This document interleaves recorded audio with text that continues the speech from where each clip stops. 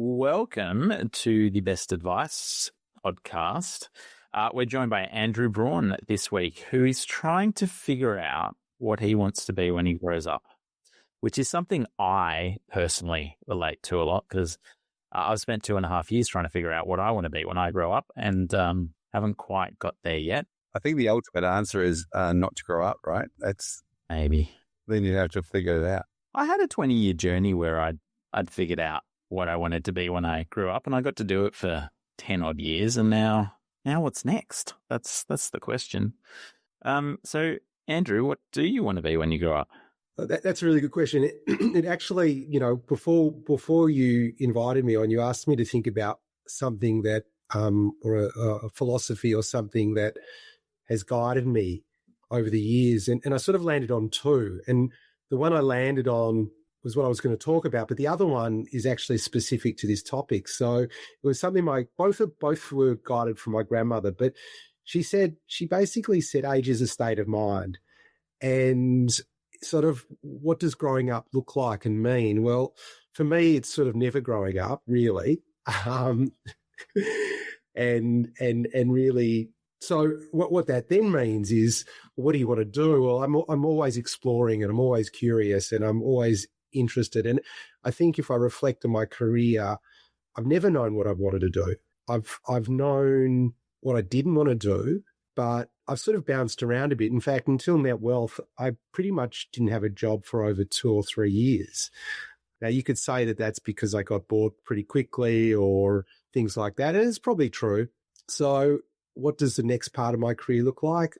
I don't know, something that's interesting, challenging, involves technology. I love technology. But yeah, I think I'm open to anything. And I think that that's a good place to be, really. So you were saying, just as we were coming on, you did a law degree and you ended up in marketing, which doesn't seem like a typical lawyer legal career journey. How did that happen? Well, the interesting thing, my dad was a lawyer, and I don't know, like a lot of parents, sort of the baby boomer parents, they were sort of head down, bum up, working pretty hard. I don't know if you experienced a similar thing when you were growing up.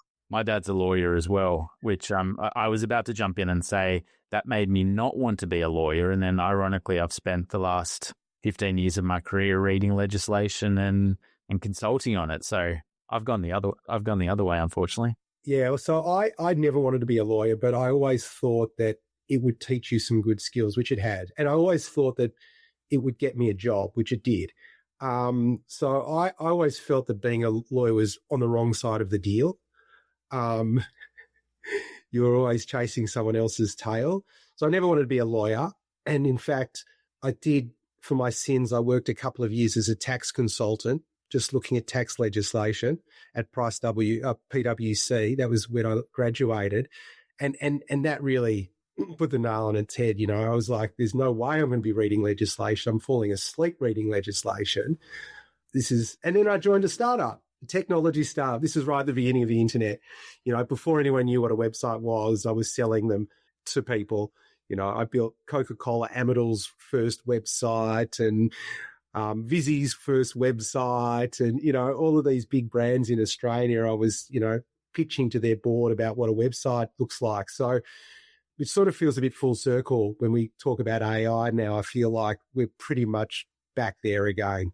But we can save that for another conversation if you will. We can explore that. But there, yeah. I love this concept that age is a state of mind. It's much easier when you're our age to say that, right? And as you said, it was your grandmother that told you that when she was probably, this age. But it's really, really interesting part of it. And what you said about, it's probably a lot easier to work out what you don't want to do than what you do want to do. But obviously following that concept of, you mentioned that one of the things that you do want it to be is around technology, because that's something that probably lights you up. And, like from going from that legal, what's pulling you asleep to what's lighting you up in that space. So it's really interesting that you can understand those sort of things. Is technology one of those things that has become part of your identity and who you are? I think, no, I don't think so, in the sense that people don't come to me for tech advice. Like my in-laws do, but I'm not the dude that they go, oh, Andrew's the guy that can solve these tech problems. I see technology as an enabler and always have been. So I feel that I like thinking about the world as the intersection of customers, technology, and business. And this is my business lens, at least. So no, it's not really my identity. I love it, and I think it is transformative. And I we don't have to go into the details of why that is, but it's about making technology useful rather than technology for technology's sake. Yeah. So it's the progress or the enablement that you find really, lights you up, or is that? Yeah. I mean, going back to the other thing that I was thinking about before I joined the podcast was really around that other point. I said I had two, Ben sort of tasked me to think about what two things have guided me. And the second one is really probably more relevant. I more see myself as an innovation guy. And what drives that is really this desire to find insights or to always be connecting the dots. I'm not sure if you've heard, the ABCD, always be connecting the dots. And that to me is a very fascinating place. Again, I draw back to my childhood and my life with, my grandmother was a big influence in my life. She would take me to art galleries all the time. She would, I'd be exposed to things. Her love of travel, gave me an incredible love of being part of different cultures.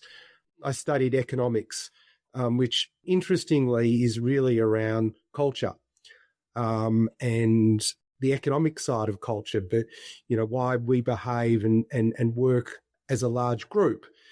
And I think that having that external view and then overlay it with what you're doing at right now, right here, can lead to innovation and creativity. And I think I'm probably more known for that than just tech alone. Have you had people that have, I mean, you mentioned your grandmother, but we develop over time. Have you had people who have given you advice around how have you moved through that innovation cycle? No. I think I've been lucky that I've worked in, again, startups. I think startups force you to always be looking at new and different ways of doing things, or alternatively looking at your competitor, and they're often innovating and doing new and innovative things. So I've always looked at different companies and startups and being part of that ecosystem of startups. It is a bit techie, but, you look at Airbnb, what problem were they trying to solve? They were trying to solve an accommodation issue. You look at Netflix, what problem were they trying to solve? Well, that was about entertainment on demand. They're real human problems. And I think being in that ecosystem and being part of that startup tech world actually just opens you up to really human issues. So I think there's been not one person who's highlighted this to me. It's just a fascination and a curiosity. And if I look back to the source of the curiosity, it's sort of that formative years where you sort of, hey, it's not just about the law, it's about the arts, it's about it's about different cultures and travel and things like that. And I've been just fortunate enough to have a curious mind. I actually wrote down curiosity as you were talking about the concept of innovation, and I was going to ask you about that, but you in there naturally, the creativity, innovation, curiosity, the working in startups you mentioned before, nimble, can move quickly. Change is something that is continuous. It's pivoting, it's changing, it's working out where you need to be. You've also worked in larger organizations that employ a lot of people, and sometimes larger organizations, I'm not saying they all do, but sometimes larger organizations can develop cultures where change is a scary thing and people resist it. Have you ever sort of come across that? And if so, what sort of great tips and advice have you seen that have worked well in taking people that are resisting change or fearful of loss or whatever it might be to move forward? I had an aversion to large companies. If you look at my history, I didn't last in them very long because of exactly that fact, the inability to change and and stay with the status quos are really problematic. And there's lots of big businesses. I worked at Census for a number of years, and Yellow Pages, when I was there, was $1 billion business. They were $1 billion in revenue. Think about that 20 years ago. That's an extraordinary amount of money. And they had some very smart people there, but their inability to pivot and change is a great case study in what you're talking about. What do you learn from that? Well, I think you learn that an entrepreneurial startup mindset's critical regardless of size of business. That takes strong leadership. It requires autonomy and accountability, and they're different. One is letting people do something, but one is holding them accountable to achieve that outcome. It's giving them clear direction, but at the same time, creating a safe environment that they can fail, but doing it relatively inexpensively and quickly. And I think with the bigger bets, you do need a bit more due diligence. So what that then requires is people in a large organisation have that mindset. Now, if you think about a lot of large organisations, particularly in Australia, they haven't grown up with a startup mentality. It's not part of Australian DNA. I remember when I came back from the States, I started a startup, and it'd been my second startup, and people looked at my resume and go, I can't hire you. I'm thinking to myself, I actually got more experience than probably most people at my age. I was 30 or something, but 8-10 years of startup, I'd done sales, marketing, product, I'd raised money, you name it. But the Australian cultural didn't support that. And we're still a little bit like that to some degree. We've lost, because we don't have a big culture of startups, although I suspect that might change with AI and the inability for people to find jobs, especially younger people. We might see more of that entrepreneurship, but it's not part of our culture. So risk-taking is not big in Australia. We're relatively conservative, and maybe that's a good thing. I'm not dissing it, but it makes it a little bit harder to steer the Titanic. And to actually, coming back to your real question, how do you do it? It's often about people and getting the right people involved. Yeah. I was at a conference yesterday, and we were having this discussion around people often look at your title and make assumptions around what you can and can't do. Whereas to your point, in some organizations, and it sounds like you've been attracted to them, there's a culture of there's stuff to be done. There's not enough time in my day to get done. I trust you to do it. Just go figure it out. You're smart enough. You're professional enough. You've got enough experience to figure this out. I trust you to go and do it, which is a good piece of advice I got early enough in my career that it has done me a world of good over time. Did you find a way to work through that? No, not really. Not in the large companies. No, I just got frustrated and left. No, I mean, Netwealth's not that.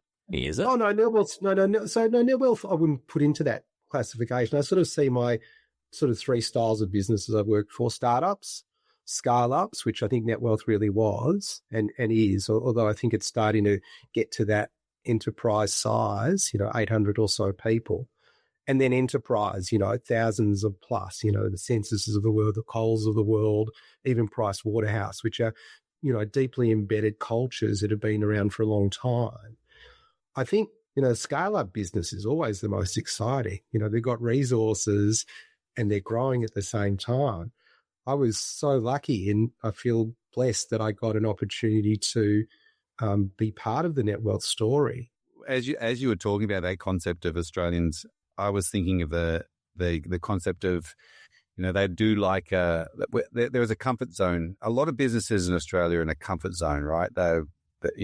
We've had many years of industrial relations, making it very a safe place to be in a large organisation, and in that space where you come from a startup mentality and everything's chopping and changing, and you never really know what one day from the next what's going to happen, and there's excitement about it.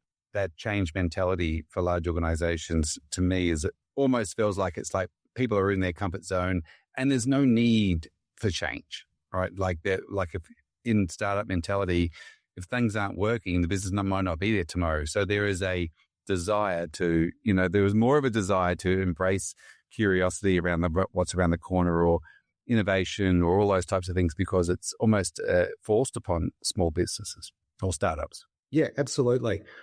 It's sort of like you have to win. And this is how I sort of see it. It's a winning mentality, because if you don't win, there's no tomorrow. So there's a bit of fight in it. It's not just there's a fight. Yeah. And if you haven't grown up with that, and you've come from already, an enterprise environment, which I think is a fine place to be, by the way. I'm not trying. They're just different. You're coming at it from a very different place. You don't know any difference. So the challenge for large organizations is getting the balance of that, having that fire, that somewhat entrepreneurial win mentality versus, we want to be best employee of choice, which is sometimes counter. They don't align necessarily. You've got quite a aggressive, challenging, agile environment versus some place where, we need to support staff through different circumstances, and they don't always align. And I think that's also a problem for businesses as well. And as you get bigger, you need to attract more staff, when there's a talent shortage and things like that. So it's that balance gets harder and harder as you get bigger and bigger. Yeah. I was going to observe that a lot of those businesses that win the best employer in best work environment type awards are often the kind of businesses that the jobs are really not fun to do.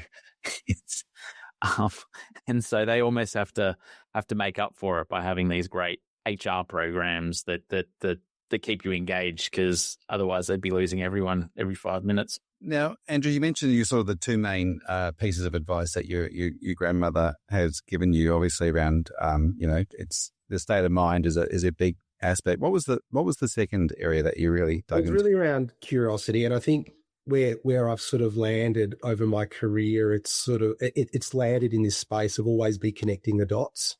Yeah, and there's so many unbelievable illustrations of that through business when you look at. And I've sort of been an observer of innovation and loved it, not just from a technology point of view, but as a concept. So, there's Steve Jobs is always cited as, being innovative, but some people may not know that, he although he dropped out of college, he still did certain courses, and he did a calligraphy course. I don't know if you're aware of this. And that was one of the key things that he brought into the Mac operating system, all the different fonts and typefaces. And, that wouldn't have happened if he hadn't had a profound interest in something quite different.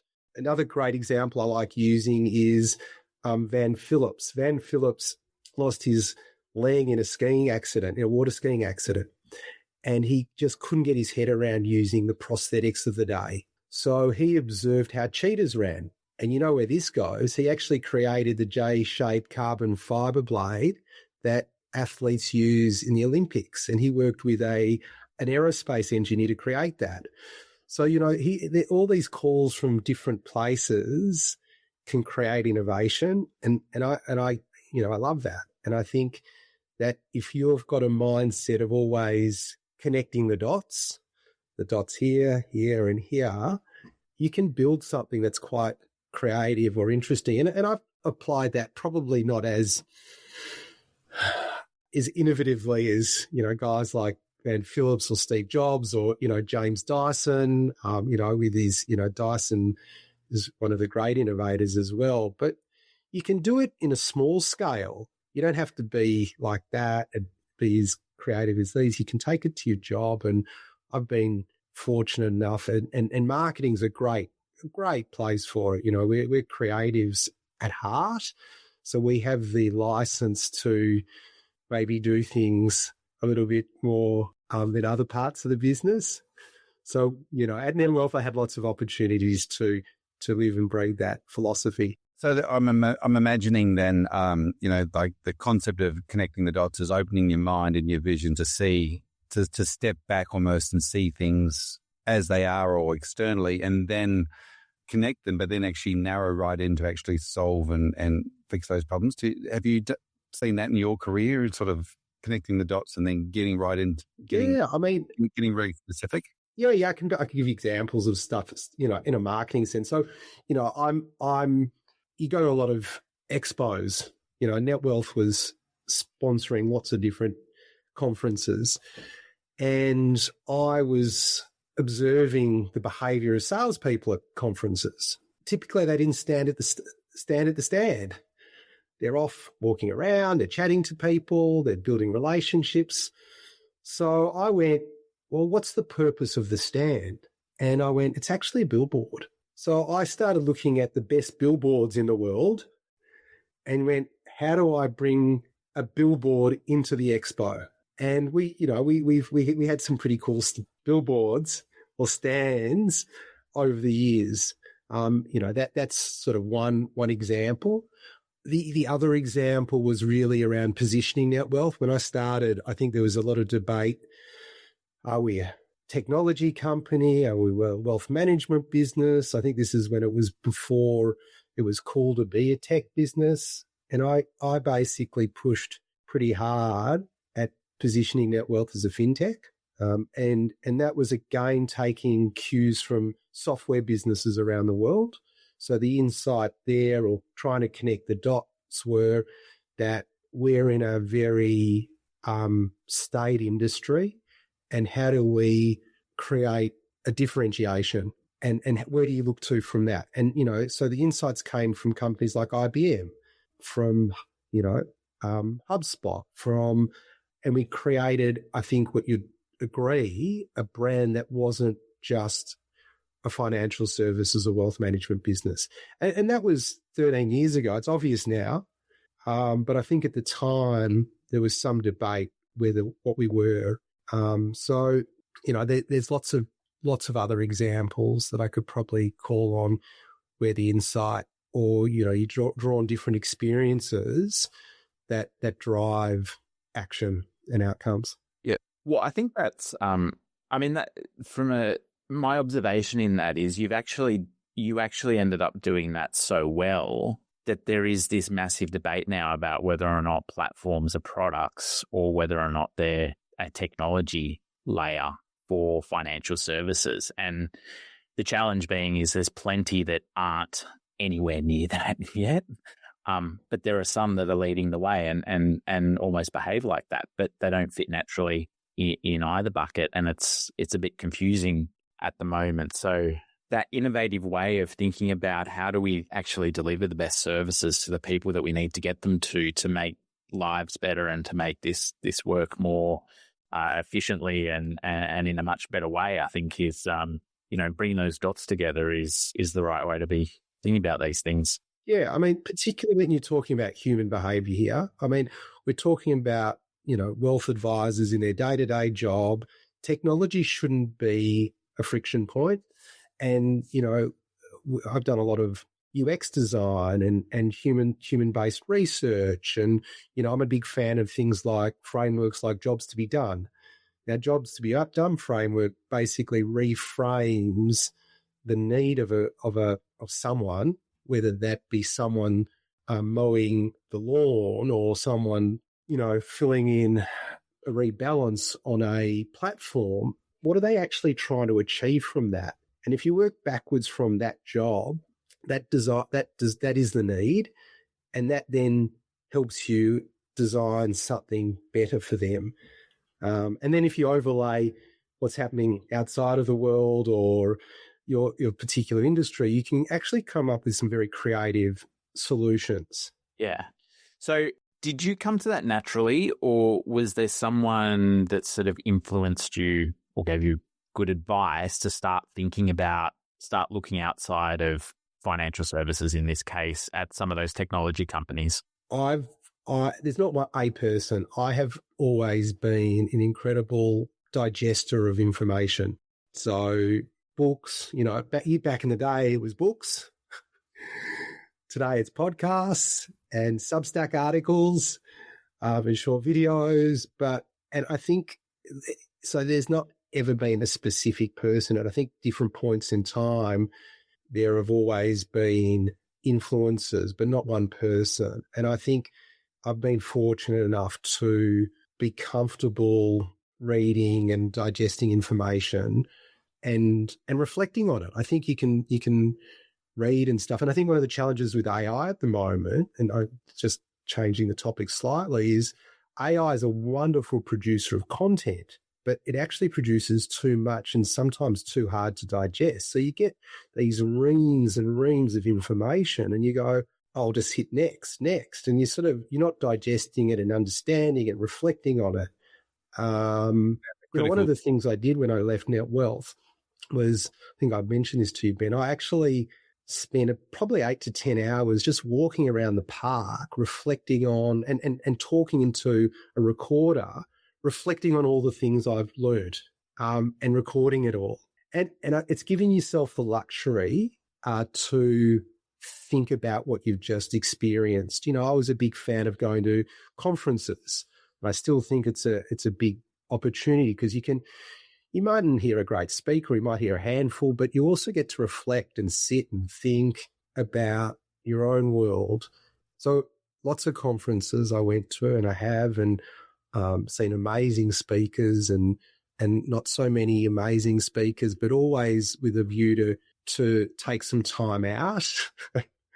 So there's, again, back to that point, there's never been a person per se. I sort of reflect back to my childhood that has been the driver of that, but it's just a desire to learn.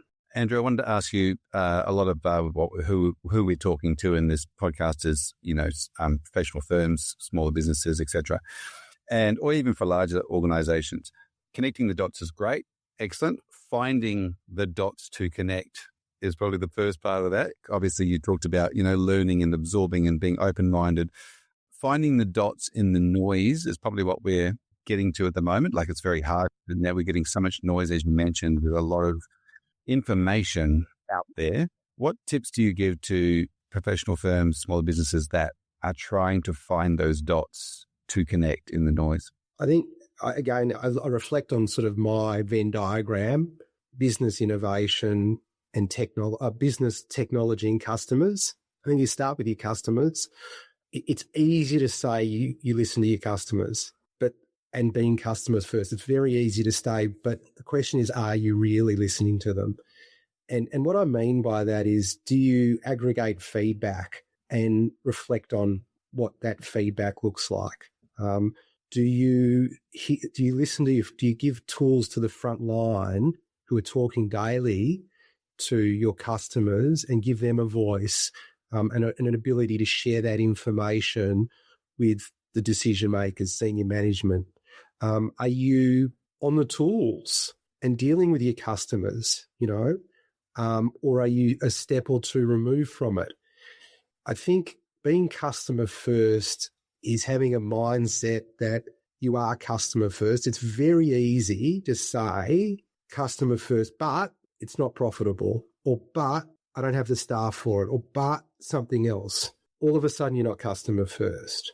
So I think for me, that's the easiest place to play. You can learn so much from them. And again, one of the roles of marketing in an organization is to be the voice of the customer, is to be the steward of the customer. It's really important that you have, if it's not you, have you got enough people in the business that really go, you know what, that disclaimer is too long, that no one will understand it. Why bother having it? Or if you're going to have it, let's have it up front into 5 points that people will understand and be customer first. And so I think that's a natural place to start for any business, and it's easy. Technology is a really hard one. I think you need to probably find some people you can rely on and talk to them. There's so much noise in technology, and particularly now with AI. I mean, I'm bombarded every day. I've got no idea how anyone can sort through this stuff at the moment. So with the tech side, it's about finding some trusted partners who you can talk to, you can rely on, who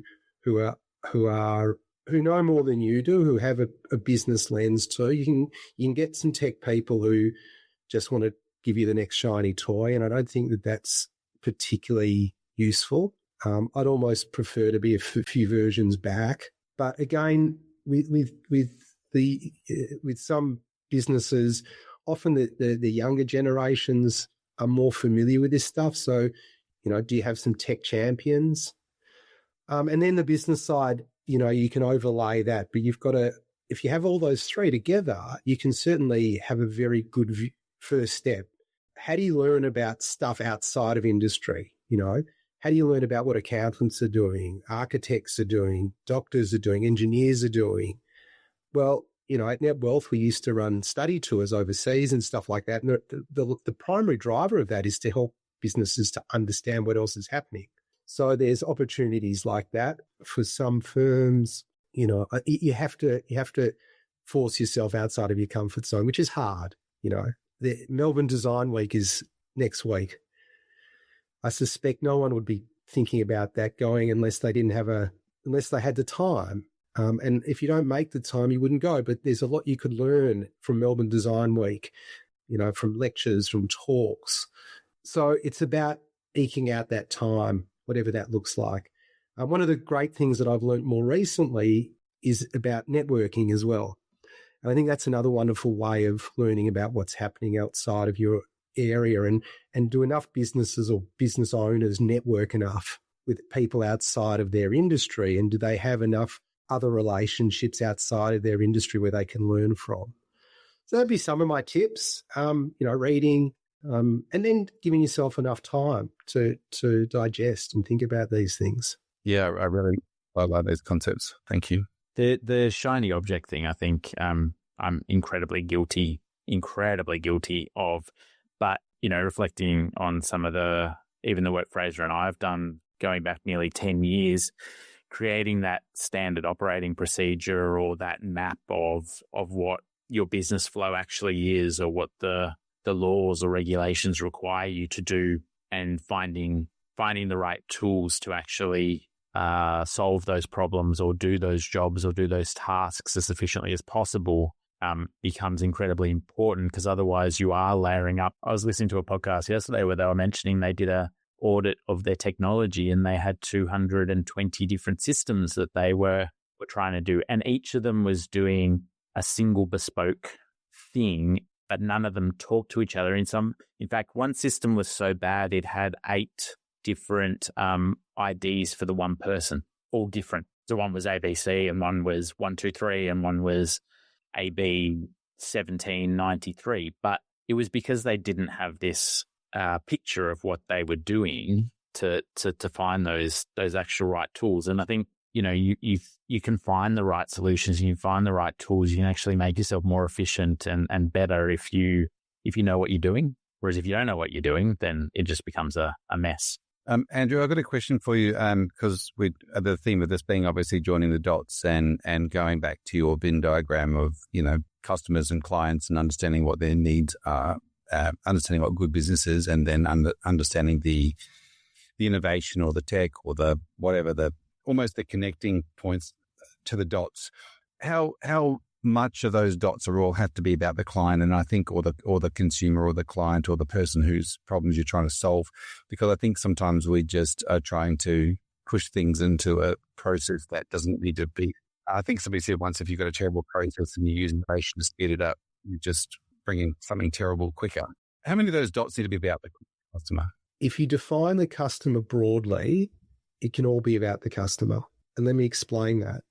If your staff are a customer and you're thinking about back office processes and you're thinking about how to optimize for their job to be done, it's all about that.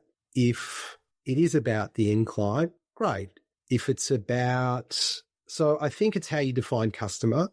And so if you define customer broadly, but then narrow into what you're trying to solve for or what you're trying to understand, it's all about the customer. Now, a customer might be a broader group, might be a homogenous group of people or a segment or a community, but fundamentally, I think it's all about the customer. Yeah. Andrew, is there advice that you give to people on a regular basis that tries to or you find yourself giving to people on a regular basis that helps move them forwards? Or God, there's a lot. I'm not sure to be one to give feedback or comment. I think one of the things that I always was big on at Netwealth was around scale and how do you take, and again, this is one of the things when you think about a solution to something is what are the 5 or 6 things that you need to do so you can do it repeatedly and scale it. So it's not a point solution. It's something that can be done over and over and over and again. Again, I think about that a lot. If you're solving a specific customer problem, a concrete example would be when we were doing, and I'll put it into a marketing sort of thing, when we were doing our thought leadership stuff and the podcast. So, one of the things that we saw early was podcasts were having a renaissance, and we took that insight, that trend, and then we also took another insight, which was a business insight that, Matt Heiner was a great speaker, but was time poor. And we took another insight that we had a very large connection of a large network. And throwing those 3 together, we created his Between Meetings podcast. Now, how do you scale something like that? How do you make sure that you're not only doing it once? And that was a really important part of solving the problem. And how do we make sure he's in his diary always, and we're getting speakers and he's briefed and we've got the right technology. And so I'm big on getting the creative execution right, but then also building the foundation. That's often the tech part. If you think about the customer tech business, often the tech's the scale, and how do you optimize the creation of a podcast on a regular basis, which was monthly, and still going. They hit their 100th episode late last year, which is pretty solid for a business content marketing sort of story. So yeah, I think that to me is probably some advice. I like think through the problem properly. I think the other big one, and it's actually quite linked really. I like saying your ideas are only as good as your execution. Right? It's easy to come up with an idea. It's how you execute on that. And that, to me, again, is that sort of scale, the foundation, and thinking through it properly. I've got a question regarding that. A lot of practices might be interested in regarding scale and client relationships and making sure that you are finding that balance between spending good quality time with clients or customers and also being able to scale your business. Do you have any tips or ideas around how, say, an advice business might be, or other professional firm might be able to increase their scale but still maintain a solid client relationship? So technology for me is the way that this will happen. I think the businesses need to be able to see more clients. It's as simple as that. Like for not only just for businesses to become more profitable, but for Australians to get access to advice, the only way to deliver on that is technology. But again, if you think about the customer side of that, we're dealing with people's finances, their money, their wealth. The behavioural science side says, well, there needs to be a human element. Like you can't have a full tech solution. And I still truly believe that. Maybe younger generations down the track will look different, and they'll be very happy to outsource everything to Claude. But I think certainly in the next decade, I can't see that happening. So what that really means is how do you give the right information to the advisors at the right time? How do you move them from reactive to proactive? And that to me is a technology and a data thing. So, one of the things I've been looking at a lot is the role of AI in this. And so, for example, if you could easily ingest platform data, email data, CRM data, any investment or newsletters from the firm into a central data point, and then when I'm about to prepare for a client meeting, a tool gives me an agenda and highlights things to discuss, at the same time creates some visualizations for discussion, that saves a lot of time, creates a better experience, and is scalable. Now, what I just explained is something that you can do today, right? And so the question then becomes, why aren't businesses doing it? And that then comes down to a question of, is there enough technological support for these businesses to do it? It's if you're a small to medium sized businesses, how do you have the time to invest in this versus that? And businesses have to make the time. So how do you scale? You make the time for it. You don't have to be the tech expert, but you've got to be committed to it. And I'd just drive that in a slightly different direction, in that when you look at all the marketing going on around financial services, what's the stuff that everyone agrees on about the way they're marketing and doing things, but they're just wrong? What are they wrong about, Andrew? What do they need to... When you define financial services, maybe give me a little bit more of a narrow... Are we talking banks or are we talking... Oh, well, let's do advice then. You made your point about all this disparate information coming in, and how do we tell a better story by doing stuff right? What's everyone doing that they think they're doing right, that they're actually doing wrong? So let me reframe it so we're talking about the same thing. I think wealth managers, let's talk about financial advisors and how they position themselves. I think if you look at financial advice as a whole and you look at how they market, we're talking about marketing now, you'll pull up 50 websites as their front door. Let's use their website as their front door, as their showcase. They will either look second rate, not professional, or they'll look me too, and they'll say exactly the same thing. That to me is not marketing. Marketing is about differentiation, about creating trust. It's around authenticity.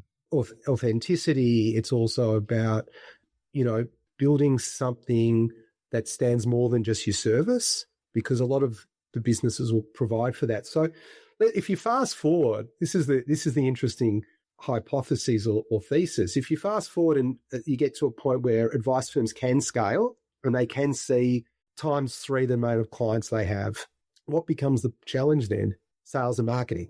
They've got to get more clients. It's incumbent then, and we're sort of pivoting here, it's incumbent them not only to scale, but also to build their marketing prowess and their brand prowess. So once they get to that point, which I suspect most advice firms will get to, either through acquisition and technology or through tech and some consolidation, it becomes a marketing story and a sales story. And you look at what's in America, you've got your Charles Schwabs, you've got your Fidelities, you've got your JP Morgans. They're masters of this stuff, right? So it's a very interesting place, because, the other thing that's happening in the industry that I'm seeing is you've got the stockbrokers who actually have quite good brands already who are shifting more into wealth, which creates some interesting competitive threats. So I think, to answer your question, I think marketing becomes a very important part of the DNA of an advice firm. In fact, as you grow, marketing is an important part of your business, full stop. It's a growth driver. And marketing doesn't have to be putting an ad on Facebook, by the way. Marketing can be how you onboard a client and give them a great experience, and your quarterly or annual review and the pack you prepare and how they can share that information with their family. That creates advocacy, word of mouth, which is still the greatest form of marketing. And I think that there's a big area for advice firms to get much more consistent. And this is the second point. How do they get, for every single client in their book, consistency, regardless of advisor? And, I'm not seeing advisor A, I'm seeing business Y. I'm more interested in the business rather than the individual. And that's also a big step change for advice firms. I think ironically, stockbrokers understand their value Whereas because financial advice is so broad, a lot of practices haven't quite figured out what their value is to the client. But I wanted to just come back to a conversation we were having last time we talked about the MBA. And, it wasn't cool until Magic Bird and Jordan turned up and made the MBA cool. What's the equivalent in financial advice that financial advisors should be thinking about? How do we make them the Jordans and Birds and Magics? We need a master chef, don't we? It's the same with the celebrity chef. We need the celebrity financial advisor. I don't know.